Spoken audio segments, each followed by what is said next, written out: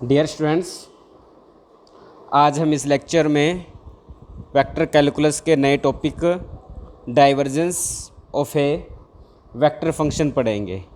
Okay students, इससे पहले आपने जो टॉपिक पढ़ा था वो क्या था? Gradient of a scalar function.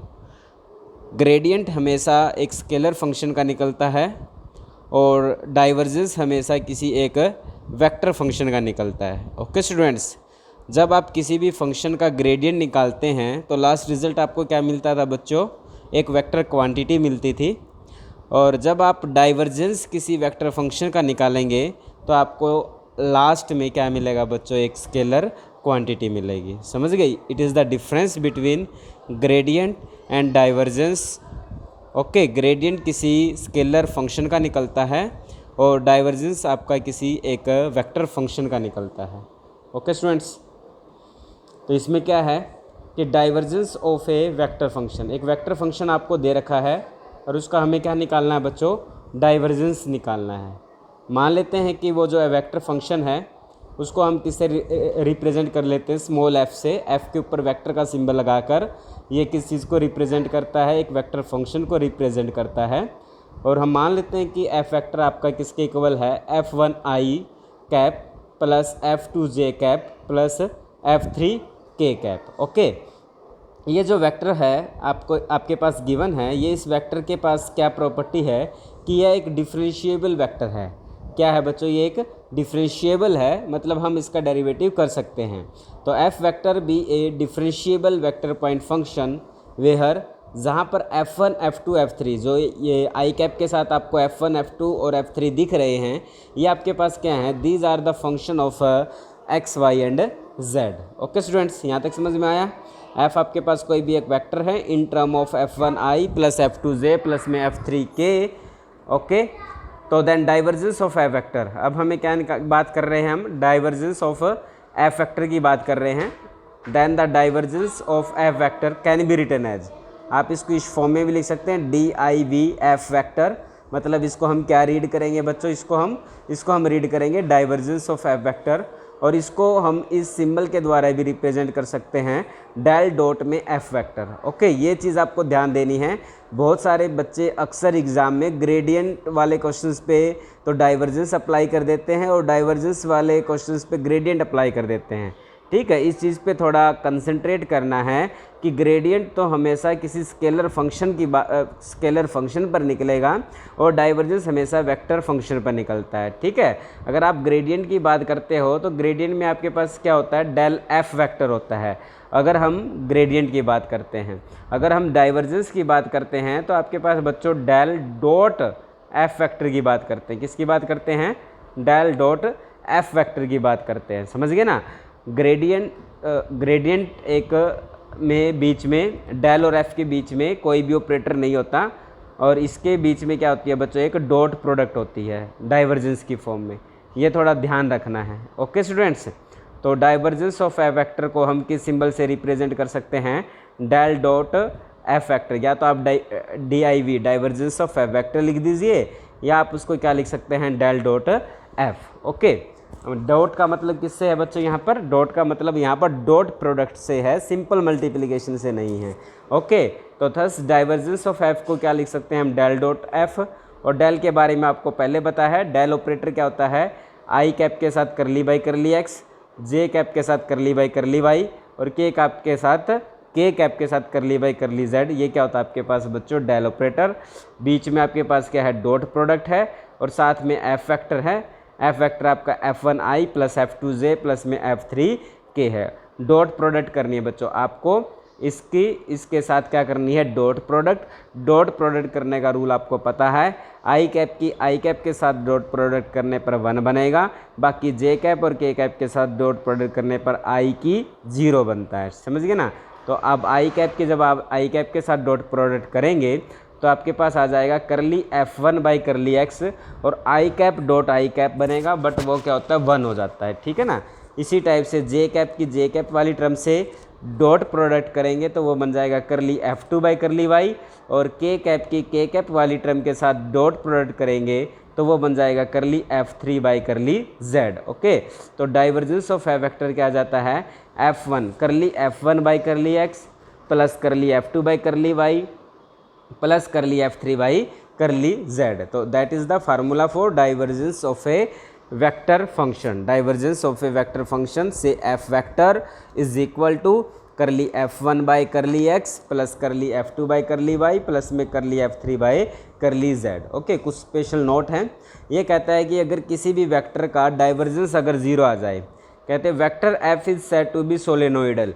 किसी भी वेक्टर F को आप सोलेनोइडल कहेंगे कि उसकी जो नेचर है वो सोलेनोइडल नेचर की है। ऐसा कब पॉसिबल है, जब अगर उसका डाइवर्जेंस ऑफ F निकाल लें और वो क्या आ जाता है, ज़ीरो। अगर किसी भी वेक्टर फंक्शन का डाइवर्जेंस की वैल्यू ज़ीरो आ जाती है तो इसका मतलब वो वेक्टर किस नेचर का है, सोलेनोइडल नेचर का है। ओके, सेकंड पॉइंट क्या कहता है कि divergence of a vector point function is a scalar quantity. ये पहले भी बता दिया है कि अगर आप किसी भी डाइवर्जेंस किसका निकलता है, एक वेक्टर क्वांटिटी का निकलेगा। वेक्टर क्वांटिटी है और क्या है ये डाइवर्जेंस बच्चों, दो वेक्टर्स के बीच में क्या है, डॉट प्रोडक्ट है। और डॉट प्रोडक्ट हमेशा क्या देता है आपको, एक वेक्टर एक स्केलर क्वांटिटी ही तो देगा। तो यही बात इस पॉइंट में लिखी गई है कि divergence of a vector point function, divergence of a vector point function हमेशा क्या मिलेगी आपको, एक स्केलर क्वांटिटी मिलेगी। थर्ड नोट बनाया है आपको, इसके बारे में भी ऑलरेडी पता है कि ग्रेडियंट किसका निकलता है, एक स्केलर पॉइंट फंक्शन का। Gradient of a scalar point function is a vector quantity. Gradient तो हम किसी स्केलर पॉइंट फंक्शन का निकालते हैं और आउटपुट हमें क्या मिलती है, एक वेक्टर क्वांटिटी। डाइवर्जेंस हम किसी वेक्टर पॉइंट फंक्शन का निकालते हैं और आउटपुट हमें क्या मिलती है, एक स्केलर क्वांटिटी मिलती है। ठीक है, ओके स्टूडेंट्स, अब हम डाइवर्जेंस पे कुछ बेसिक सी थ्योरम डिस्कस करते हैं। तो सबसे पहले प्रॉपर्टीज़ ऑफ डाइवर्जेंस में आपके पास थ्योरम नंबर 1 है। वो क्या कहती है कि divergence of sum of two vector, दो वेक्टर्स के सम का डाइवर्जेंस निकाल लो। मतलब दो वेक्टरों को दो वेक्टर्स आपको दे रखे हैं, उन दोनों को ऐड करके जोड़ के फिर उसका डाइवर्जेंस निकाल लो। ठीक है, और दोनों वेक्टरों का अलग अलग से डाइवर्जेंस निकाल लो, फिर उनको ऐड कर लो, तो वो वैल्यूज़ आपके पास क्या मिलेंगी बच्चों, सेम मिलेंगी। कहने का मतलब क्या है कि divergence of the sum of two vectors, divergence of the sum of two vector point function is the sum of their divergence. समझ गए ना, मतलब F वेक्टर है, एक G वेक्टर है, इन दोनों को ऐड करके डाइवर्जेंस निकाल लो। ठीक है, और एक क्या मेथड है कि F का अलग से डाइवर्जेंस निकाल दिया, G का अलग से डाइवर्जेंस निकाल दिया, फिर उन दोनों को ऐड कर दिया। तो लेफ्ट हैंड साइड और राइट हैंड साइड आपको क्या मिलेंगी बच्चों, सेम मिलेंगी, वैल्यूज़ आर सेम। बहुत सिंपल सा प्रूफ है। आप F और G वेक्टर की बात कर रहे हैं, इनके नाम दे देते हैं कि F वेक्टर किसके इक्वल है बच्चों, F1 I cap plus F2 J cap plus F3 K cap के इक्वल है। इसी टाइप से आप G वेक्टर को भी डिफाइन कर लेते हैं, G1 I cap plus G2 J cap plus में G3 K कैप। क्लियर है, ओके। अब इन दोनों को ऐड कर लेते हैं लेफ्ट हैंड साइड के हिसाब से। लेफ्ट हैंड साइड में आपको F प्लस जी की ज़रूरत है ना, इसलिए आप F प्लस जी करेंगे। जब ऐड करेंगे इन दो वेक्टर्स को, कैसे ऐड होंगे बच्चों वेक्टर, आई कैप वाले में आई कैप ऐड होएगा, जे कैप में जे कैप और के कैप में के कैप। तो ऐड किया तो आपके पास आ जाएगा F1 प्लस G1 आई। ठीक है, जे कैप को जे कैप में ऐड करेंगे तो F2 प्लस में G2, और के कैप में के कैप को ऐड करेंगे तो आपके पास बन जाएगा F3 प्लस में G3। क्लियर है यहाँ तक? यह है आपके पास F प्लस जी। अब इसका क्या निकालना है बच्चों आपको, डाइवर्जेंस। डाइवर्जेंस का मतलब क्या है, डेल डॉट, डॉट ध्यान रखनी है, अब यहाँ पे डॉट आएगा, डेल डॉट F प्लस जी। अगर आप यहाँ से डॉट हटा दो और डाइवर्जेंस निकालोगे तो वो टोटली गलत हो जाएगा बच्चों, क्योंकि डॉट सिंबल हमें बताता है कि हम डाइवर्जेंस निकालने हैं, और अगर डॉट का सिंबल नहीं है तो इसका मतलब हम क्या निकालने जा रहे हैं, ग्रेडियंट निकालने जा रहे हैं। ठीक है ना, तो ये डॉट सिंबल ही आपको बताता है कि हम क्या निकाल रहे हैं, डाइवर्जेंस है। तो यहाँ से तो आपने डेल वेक्टर की वैल्यू पुट कर दी। डेल ऑपरेटर की वैल्यू आपको पता है, आई कैप के साथ करली by curly x plus J cap के साथ करली by curly y plus K cap के साथ करली बाई करली जेड। और F प्लस जी वेक्टर के बारे में आपको अभी यहाँ देखा आपने कि वो किसके इक्वल है, F1 प्लस G1 के साथ आई कैप है, प्लस F2 प्लस G2 के साथ जे कैप है, प्लस F3 प्लस G3 के साथ क्या बच्चों, के कैप है। ओके, बीच में क्या है बच्चों, डॉट प्रोडक्ट है। डॉट प्रोडक्ट आई कैप की आई कैप के साथ होगी, ठीक है। तो ये बन जाएगा करली by curly x of F1 plus G1, करली by curly x of F1 plus G1, और इसके साथ आएगा बच्चों आई डॉट आई, और आई डॉट आई क्या होता है 1, ठीक है ना। इसी टाइप से जब जे कैप की जे कैप के साथ करेंगे तो वो आपके पास बन जाएगा करली by curly Y of F2 plus G2, और इसी टाइप से आप के कैप की के कैप के साथ करेंगे तो वो बन जाएगा करली by curly Z of F3 plus में G3। क्लियर है। अब आगे सिंपल सा है, इस पर पार्शियल डेरिवेटिव लगा देंगे विद रिस्पेक्ट टू एक्स, तो ये बन जाएगा करली F1 by curly x, okay, करली F1 by curly x, okay. इसका पार्शियल डेरिवेटिव करेंगे, ये बनेगा बच्चों करली F1 by curly x plus करली G1 बाई करली एक्स, इस पे लगाएंगे करली F2 by curly y plus करली G2 बाई करली वाई, और इस पे लगाएंगे करली F3 बाई करली Z और करली G प्लस करली G3 by curly Z, okay. F वाली टर्मों को एक ब्रैकेट में रख लिया और G वाली टर्मों को आपने एक ब्रैकेट में रख लिया, ओके। तो अब आपके पास क्या है, करली F1 by curly x plus करली F2 by curly y plus करली F3 बाई करली Z, ये किसके इक्वल होता है बच्चों, डाइवर्जेंस ऑफ F। अभी आते ही बताया था आपको, ठीक है ना, पीछे वाले पेज पे समझाया था ना भी डाइवर्जेंस ऑफ F क्या बनता है, करली F1 by curly x plus करली F2 by curly y plus करली F3 बाई करली Z। इसी टाइप से ये वाली टर्म क्या बन जाएगी आपके पास बच्चों, divergence of G, okay students. तो हमने क्या दिखा दिया कि divergence of F plus G, divergence of F plus G is equal to divergence of F plus में डाइवर्जेंस ऑफ G, और यही हमें बच्चों क्या करना था, शो करना था फर्स्ट प्रॉपर्टी में कि sum divergence of the sum of two vectors point function is the sum of their divergence. Clear है, okay students. Next theorem, next property पढ़ते हैं which is based on the divergence. देखिए next property number second here, prove क्या करना है इस property में। इस प्रॉपर्टी में आपको प्रूव करना है बच्चों del dot phi F, del dot phi F किसके इक्वल आ जाए बच्चों, del phi dot F plus phi del dot F आ जाए, समझ गए। या आप इसको अगर वर्ड्स में पढ़ेंगे तो ये क्या बनेगा, डेल डॉट है, डॉट का मतलब है डाइवर्जेंस से, तो divergence of phi F, divergence of phi F, del phi को क्या पढ़ेंगे, बीच में डॉट नहीं है तो ग्रेडियंट ऑफ फाई पढ़ेंगे, तो डाइवर्जेंस ऑफ फाई एफ किसके इक्वल आ जाए बच्चों, gradient of phi dot F plus में फाई बाहर है और इन दोनों के बीच में बच्चों डॉट प्रोडक्ट है, तो इसको हम क्या लिखेंगे, डाइवर्जेंस ऑफ एफ फैक्टर। समझ गए ना, क्लियर है। तो आपको क्या शो करना है बच्चों, divergence of phi F is equal to gradient of phi F factor plus phi divergence of F factor. बहुत सिंपल सा प्रूफ है, आपको एफ फैक्टर की ज़रूरत है। मान लेते हैं कि F factor is equal to F1 I cap plus F2 J cap plus F3 K cap, okay. फिर हमें लेफ्ट हैंड साइड पे कंसंट्रेट किया, एफ फैक्टर के साथ किसकी ज़रूरत है, फाई की ज़रूरत है, तो इस एफ वेक्टर को फाई से मल्टीप्लाई करेंगे तो ये बन जाएगा phi F vector is equal to phi F1 I cap plus phi F2 J cap plus में फाई F3 के कैप। यहाँ तक बात समझ में आ गई। ये आपके पास क्या बनता है बच्चों, फाई एफ की वैल्यू, ओके। अब हमें इसका क्या लेना है बच्चों, डाइवर्जेंस लेना है। डाइवर्जेंस का मतलब है डेल डॉट से, डाइवर्जेंस का किससे मतलब है, डेल डॉट फाई एफ से। डेल ऑपरेटर की वैल्यू आपको पता है और फाई एफ की वैल्यू यहाँ से यहाँ पुट कर देते हैं, ठीक है, ओके। और डाइवर्जेंस में डॉट प्रोडक्ट है, डॉट प्रोडक्ट का मतलब है आई कैप की आई कैप के साथ हो जाएगी, मतलब curly by curly x of, curly by curly x of phi F1 बन जाएगा। जे कैप की जे कैप के साथ करेंगे तो ये बन जाएगा करली by curly Y of phi F2 बन जाएगा, और के कैप की के कैप के साथ करेंगे तो ये बन जाएगा बच्चों करली by curly Z of phi F3। यहाँ तक बात समझ में आ गई। अब आपको सिंपल डेरिवेटिव करना है using the product rule. Phi first function same second function का derivative plus second same first function का डेरिवेटिव, समझ गए। इसी टाइप से इसका भी पार्शियल डेरिवेटिव करेंगे with respect to Y using the product rule. ये आपने ओपन कर दिया, curly by curly Z of phi F3 partial derivative with respect to Z किया using the product rule, okay. Derivative करने के बाद आपने क्या देखा कि करली phi by curly x F1, ये वाली टर्म इकट्ठी कर रहे हैं, curly phi by curly x F1, करली phi by curly Y F2, ठीक है, और curly phi by curly z F3। इन टर्मों को एक ब्रैकेट में रख लिया, बाकी जो टर्में बची उनको एक ब्रैकेट में रख लिया।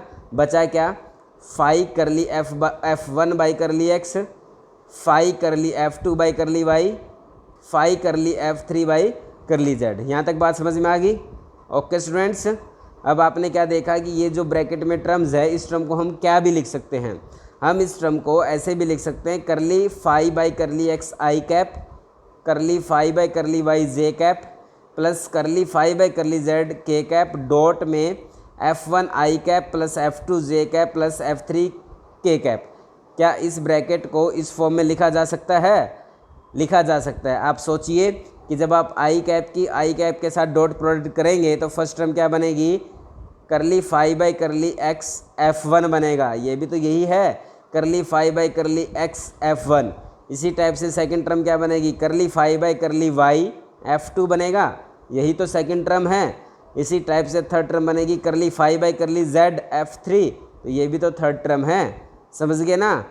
ओके स्टूडेंट्स, तो इस ब्रैकेट को आप इन दो वेक्टर्स की डॉट प्रोडक्ट की फॉर्म में लिख सकते हैं। ओके, और ये जो ब्रैकेट है इसमें से आपने फाई कॉमन लिया बच्चों, फाई कॉमन लेने के बाद अंदर क्या बचता है, करली F1 बाई करली एक्स, करली F2 बाई करली वाई और करली F3 by curly Z. Okay, अब आप बताइए ये जो टर्म है आई कैप के साथ curly phi by curly x plus J cap के साथ curly phi by curly y plus K cap के साथ curly phi by curly z, इस टर्म को हम क्या लिख सकते हैं, इस टर्म को आप लिख सकते हैं ना बच्चों, ग्रेडियंट ऑफ फाई लिख सकते हैं ना। ऐसा हमने पढ़ा था पिछले चैप्टर में, ग्रेडियंट ऑफ फाई यही तो होता है। और बीच में क्या है, डॉट प्रोडक्ट, इसको मत भूलना। और ये किसके इक्वल है, F1 I plus F2 J plus F3 K cap, it is equal to our F vector.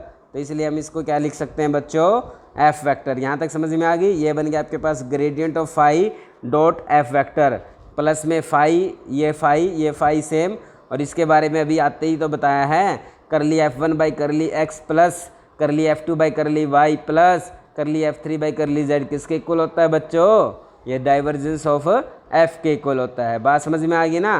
तो आपने क्या शो कर दिया, divergence of phi F is equal to gradient of phi dot F vector और phi divergence of F vector. यही तो बात हमसे पूछी गई थी बच्चों, क्लियर है? और ध्यान रखना ये जो थ्योरम सेकंड है वो यही आपके पास एक्सरसाइज में क्वेश्चन नंबर 5 भी दे रखा है, ठीक है? तो ये भी क्वेश्चन नंबर 5 सेम दे रखा है एक्सरसाइज 3.4 में। Okay, now we do next theorem which is based on the divergence. ये कहता है कि डाइवर्जेंस F इज़ 0।